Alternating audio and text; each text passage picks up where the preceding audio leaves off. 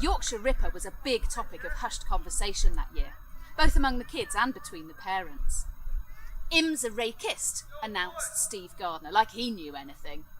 "What's that then?" I challenged. "He gouges out ladies' guts with a rake." "Oh, there's a rakist on our railway line," I said. "I'd heard my nan says." I'd heard my nan say something to my mum on the subject. So we decided, as fine upstanding citizens and famous 5 readers, that it was our duty to help the police to solve the mystery of the railway rakist.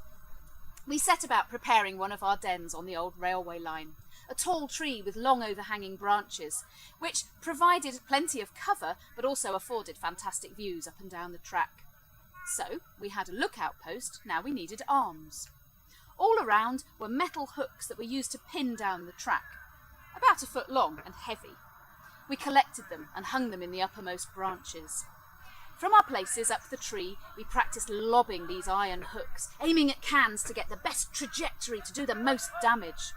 Being hook-shaped, they had a wonderful spinning action and would have been extremely effective at eliminating a rakist. So, training was over, and we solemnly took our positions up the tree and silently waited for anyone carrying a rake.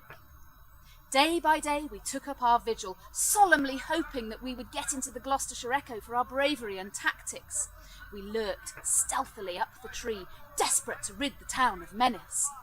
We knew that the police would say, "You meddling kids, you shouldn't have got involved, but we couldn't have done it without you," before we went home for ginger beer. Fortunately, for the world in general, nobody walked along that section of railway for those few days.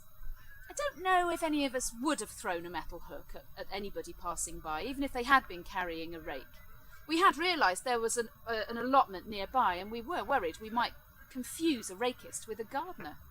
Perhaps we would have waited for him to start raking somebody. Anyway, it all had to come to an end. I had to spill the beans to my mum, and we had a little chat. But as for the rakist, I don't know what happened to him. Perhaps he's still there, haunting the childhood games of a new generation.